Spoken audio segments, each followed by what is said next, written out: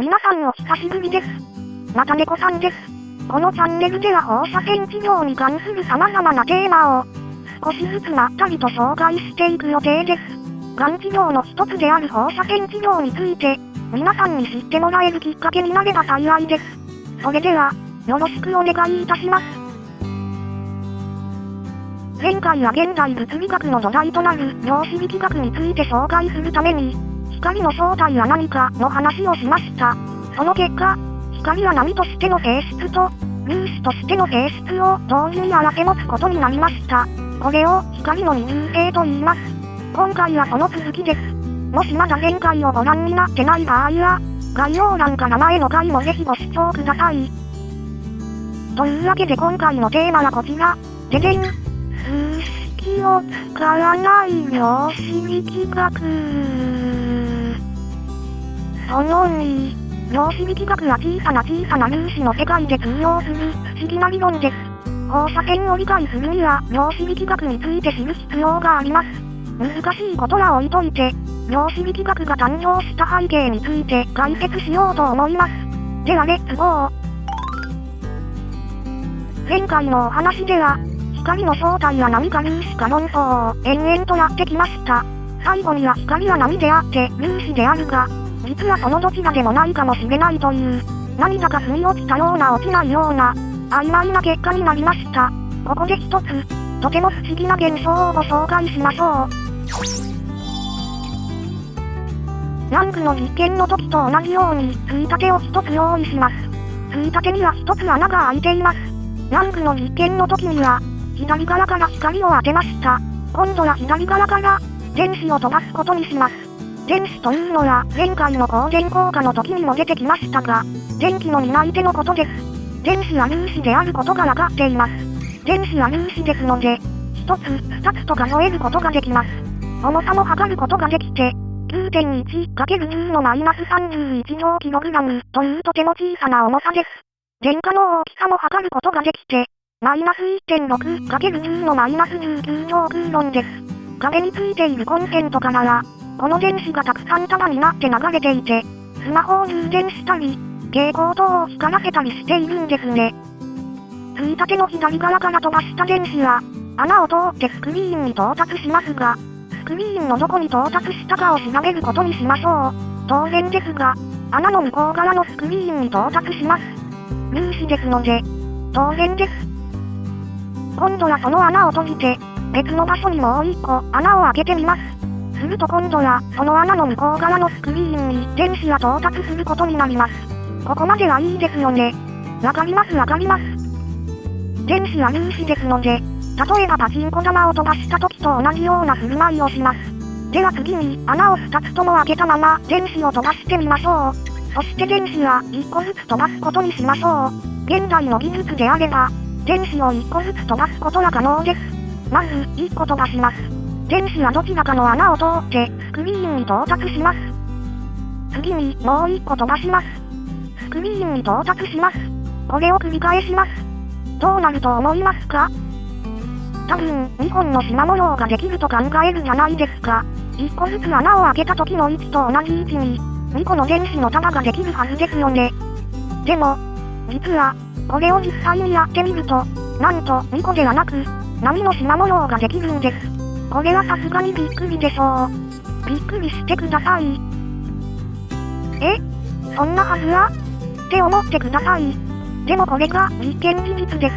頭の中で考えていることではなくて、実際にやったらこうなります。これはびっくり。次にこの状態から、片方の穴だけ塞いでみます。すると、すっと縞模様が消えてしまいます。まるで電子は自分が通らなかった穴が、開いているのか閉じているのか知っているみたいに、なんで電子は自分が通らなかった穴が突然塞がれたことを知っているんですか？電子は粒子ですから、必ずどちらかの穴を通ってスクリーンに到達しているはずです。じゃあどっちの穴を通ったか調べたらよくね？って思いますよね。やってみましょう。片方の穴のそばにカメラを置いておきます。これでどっちを通ったかを監視しておくことにします。すると今度は縞模様がすっと消え、2個のスリットの向こう側に2個の電子の束ができます。隠しカメラがバレてる？そうなんです。電子やカメラで観察すると、途端に縞模様を隠すんです。電子って生き物なんですかとも思えてきます。この不思議な実験を二重スリットの実験と言います。この実験からわかることは、実は光だけでなく、電子の波と粒子の二重性を持つのだ、ということです。この実験によって、それまで粒子だと思われていた電子も、波としての性質を持つことがわかりました。さらにカメラで波としての電子の様子を観察しようとすると、波の性質だけパッと消えて、粒子の性質だけになってしまいます。光と違って電子は物質です。ものです。重さがあります。大きさも多分あります。物質もある条件を満たすと、波としての性質を持つことができるみたいです。物質が波として振る舞うことを特別に物質派と言います。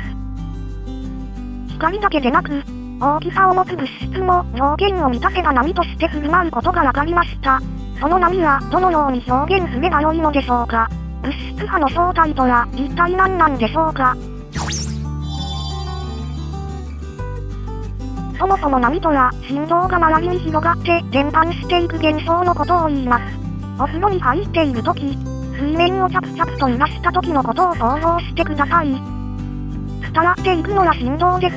では物質派の場合は何が伝わっていくのか。量子力学では、波のように伝わっていくのは粒子の存在確率だ、と考えます。存在確率って何ですのんってなりますよね。これは実体があるかどうか証明できず、ただ確率でだけ存在を表現できる状態のことを言います。つまり、そこに粒子があるかどうかわからないってことです。この考え方はちょっと理解に苦しみます。例え話をしましょう。現実世界では、物体が存在するかしないかは人の認識とは無関係と考えます。例えば夜、月を見ると、月が空に存在していることを確認できます。その後月が動いていてビルの影に入ったら、当然月は見えなくなります。でもここで、見えなくなったからといって月が消滅してしまったと考える人はいませんよね。月はビルの裏側に確かにあって、見えなくなったからといって月の存在がこの世から消えてしまったことにはなりません。物体が存在するかしないから、人が観測したかどうかには関係ありません。一方量子力学では、観測していない時の量子は存在するかしないかわからず、その存在は確率でしか表すことができないという考え方をします。もう少し正しくは、ある特定の場所に電子が見つかる可能性を確率で表します。スリットを確率の波として通り抜け、スクリーンに到達した電子は粒子として観測されます。つまり観測した時には、電子は確実に粒子として存在します。観測していない時、つまりスリットのついたついたてを通り抜けた時、電子はどのように存在しているかは、わからない、ということです。カメラを置いて観測をすると、粒子が見つかる可能性はわかります。例えばある地点 A、B、C に粒子が見つかる確率は、それぞれ 30%、10%、60% といったように、粒子がある場所に見つかる確率は計算することができます。この、粒子が見つかる確率を存在確率と言います。確実に粒子はどこかにはいるけども、どこにいるかは可能性でしかわからないといった状態です。そしてカメラを置いて観測した瞬間、粒子の見つかる確率はどこか1点が 100% となり、その他の点は 0% になります。このように量子が波としての性質を失って、ある一点で観測されることを、確率の収縮と言います。このような考え方をコペンハーゲン解釈と言います。物質派では、この存在確率が波として振る舞うことになります。つまりこの存在確率は、解説して、屈折して、干渉するのです。存在確率は波として伝播するのですが、カメラで見てしまえばどこにあるかが確定します。つまり確率ではなくなります。これは物質波が波でなくなることも意味しています。何かを使って粒子を観測すると、波ではなくなるのです。先ほど、月を見た時の例え話をしましたが、現実世界では物質の存在や観測したかしないかには無関係です。一方量子力学では、観測をするまでは実体は存在せず、観測をすると粒子として実体を表すと同時に、波としての性質がなくなります。なんだか難しい考え方ですね。そもそも実体がある粒子に対して、存在が確率でしかわからないなんて不思議です。観測すれば実体を表して波の性質を失いますが、観測しなければ存在が確実になって、波の性質が現れます。観測するかしないかで電子の性質が変わるなんて、電子は何をそんなに恥ずかしがっているのでしょうか。このちょっと常識から外れた解釈を、初めから全員が納得して受け入れたわけではありませんでした。反対派の有名人の一人にアインシュタイン先生がいます。波状態の物質波が観察できないからといって、その存在に実体がなくなるわけではない。おそらくは人間がまだ知らない本当の真実があって、20スリットの2つの穴を確率として同時に通り抜けたわけではなく、あらかじめ決められた物理法則をもって起きている現象なんだ、と考えました。これを、神はサイコロを振らない、という有名な言葉で表しました。先ほどのコペンハーゲン解釈に関しても、複数の学者の間で解釈が異なるようです。量子力学は複数の学者によって作り上げられたものですが、その主なメンバーであるハイゼンベルク先生、ボーア先生、ノイマン先生などが、量子力学の実験事実に対して、それぞれ様々な解釈を研究しています。そもそも量子力学の考え方自体が正しいのかなと考えて、ある式を提示した学者もいました。アイルランドの学者、ベル先生です。ベル先生はある不等式を提示して、もし量子力学が正しいのであれば、この不等式は成り立たない、ということを示しました。つまりこの不等式が成り立たない事実が出てきたら、量子力学の考え方は正しいということです。ベル先生の時代にこれを実測することは難しかったのですが、後の学者によってこの式が成り立たない実験事実が次々と報告されました。つまり、この式によって量子力学の正しさが証明されたことになります。この式をベルの不等式と言います。物質の持っている波の性質は式の形で表すことができます。これを波動関数と言います。波動関数は空間と時間の中で、状態が波のように伝播していくことを表す関数で、時間で変微分したらエネルギーが、空間で変微分したら運動量が計算できます。変微分というちょっと数学チックな用語を使ってしまいましたが、ここでは、って思っておいてください。エネルギーや運動量は、物理の世界でいろいろな現象を解き明かすのに使う量で、物理量と言います。波動関数を使って、その粒子がどのようなエネルギーを持つのかを計算するための式を、シュレーディンガー方程式と言います。シュレーディンガー方程式は波なのか粒子なのか、実態がよくわからない小さな粒子の世界で、粒子が観測できる位置やエネルギーを計算で求めることができる、非常に画期的な方程式です。シュレーディンガー方程式によって、ニュートン物理学では予測不可能な小さな粒子の世界にも切り込めるようになりました。小さな粒子、量子の世界を説明する物理学、量子力学は、そんな風にして出来上がり、現代物理学の基礎の一つになっているのです。さて、それではここからは、そんな量子力学の世界で起こるいくつかの不思議な現象についてご紹介します。先ほどの20スリットの実験で、穴の片方をカメラで監視すると、スクリーンの縞模様が消えるという話がありました。カメラで見たことにより電子の波の性質が消え、粒子になってしまったので干渉できなくなったのです。ここで大事なことを言いますね。カメラで見る前には電子や波と粒子の性質を持っていました。しかしカメラを通った後は波の性質は消えました。つまりカメラで見るという行為は、電子の性質を変えてしまったんです。観測や量子の性質を変えることができます。ここでもう一つ特別なカメラを用意しましょう。このカメラは量子のエネルギーを測ることができるとします。エネルギーとは先ほど言った通り、物理量の一つです。エネルギーを測ることはできますが、このカメラもやはり観測すると量子の性質を変えてしまいます。この2つのカメラを並べてみましょう。1つ目のカメラによって性質が変わってしまった量子を、2つ目のカメラで観測することになるので、2つ目のカメラで得られる情報は、単独で観測した場合と違うことが考えられます。そしてその時、量子の性質は2つ目のカメラによって変えられてしまいます。1つ目のカメラで量子の位置を特定して、2つ目のカメラで量子のエネルギーを特定したとしても、実はその時、先ほど特定した量子の位置の情報は失われて、またどこ行ったかわからない状態になります。このように、量子力学の世界では量子の位置とエネルギー、正しくは運動量の両方を完全に特定するのは不可能になります。これをハイゼンベルグの不確定性原理と言います。もちろん、こんなことはニュートン力学では起こりません。物体の位置と運動量は、観測することによって完全に測ることができます。量子の世界では粒子の存在が確率になってしまっているから起こる不思議な現象なんです。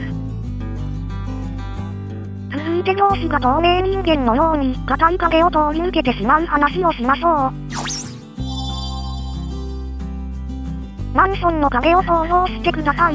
マンションの壁にボールを何度も投げつけたとします。当然ですが何度壁に投げつけても、ボールが突然すり抜けて、壁の向こう側に飛んでいったりはしません。せいぜい隣の部屋の人に怒られるくらいです。これは粒子であっても同じで、いくら粒子の大きさが小さいからといって、壁に粒子よりも大きな穴が開いていない限りは、粒子が壁を通り抜けて反対側に飛び出るなんてことはありません。でももし、粒子が波の性質を持っていたらどうでしょうか。マンションの隣の人が音楽を流していたら、音の大きさは小さくはなりますが、ちょっと漏れて聞こえてきます。波は壁を越えることができます。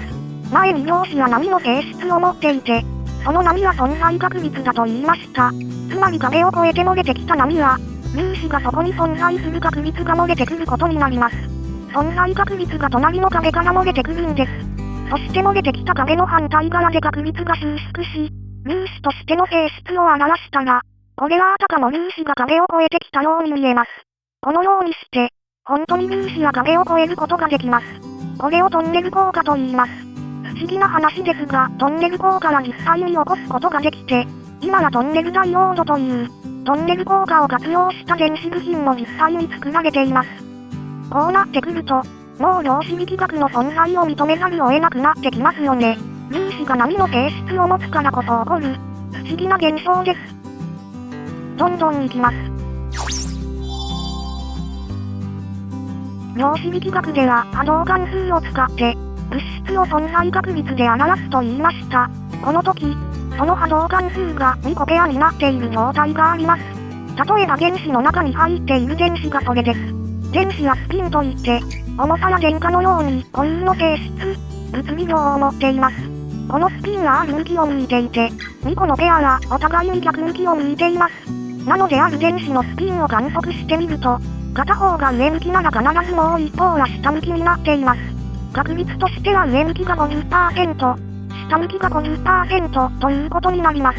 原子の中に電子が2個以上入っているとき、電子は2個のペアで収まっていることが知られていて、その電子のスピンを調べてみると、もし1つ目が上向きなら、2つ目は必ず下向きになっています。つまりペアの電子はお互いに影響を及ぼし合っています。このような状態を量子もつれ、エンタングルメントと言います。実はこのような量子もつれになっている量子ペアは、そーっと引き離すことができます。空間中の離れた場所に、量子もつれにある状態の量子をそれぞれ置いておくことができるのです。そうするとどうなるか、ある一対の量子を用意します。この量子は量子もつれ状態にしておきます。量子もつれ状態を人工的に作ることは今の技術では可能です。そのうちの1個 A を地球に、もう1個 B を火星に持っていったとします。この A と B を使って、地球にある別の粒子 V の情報を火星に送ることを考えましょう。まず A を使って V を観測します。この観測は A を通して B にも影響しますが、量子もつれ状態は来られません。そして A は V との観測によってある結果 X を手に入れます。次に A は B に電話をして、X の情報を教えます。すると B は X の情報を使い、V の情報と全く同じ情報を火星に再現することができます。B のいる火星に、V と全く同じ量子状態の粒子を作り出せます。すなわち A のそばにある V の情報を B のそばへ送ることになります。このように量子もつれと観測による確率の収縮を使った情報の伝達を量子テレポーテーションと言います。確率の収縮は瞬時に行われますが、先ほどの例では A と V の結果を電話して送る必要があるため、実は情報は瞬時には移動していないことには注意してください。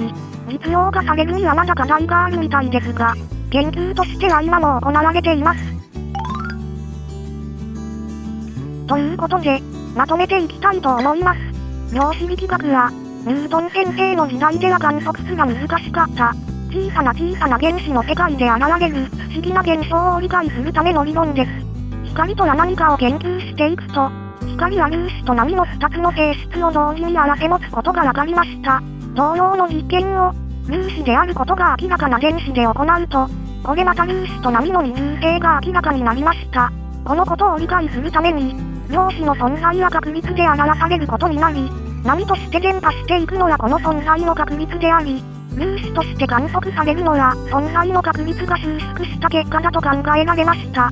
量子力学を認めると、観測するまで物質の実体は確率となり、波としての性質を持つため、硬い影も染み出ていくことが可能になり、量子もつれ状態をうまく使うと、離れた場所に情報が伝達できたりすることになります。通常の感覚ではいまいち納得がいかない解釈が含まれていますが、ペルノス等式が成り立たなかったという実験結果をもって、またはトンネル効果を人工的に起こせることが明らかになって、やはり量子力学は正しいのだという認識が一般的になりました。放射線は原子や原子核で作られますので、量子力学的な扱いが必要になります。つまり放射線を理解するには量子力学を認める必要があります。こんな感じで量子力学はすでに現実の世界のいろいろな現象を理解するために必要な理論となっています。まだまだ人間には知られていない、宇宙の真理が眠っているのかもしれませんが、少なくとも現在の科学で測定することができる現象の一端を、量子力学は反映しているのです。今回の動画は以上になります。このチャンネルでは、こんな感じで放射線治療に関する様々なテーマを少しずつまったりと紹介していく予定です。この治療法をより多くの人に知ってもらいたいという気持ちだけで作っています。この活動を応援していただける方がいましたら、ぜひともチャンネル登録とグッドボタンをよろしくお願いします。それではご視聴ありがとうございました。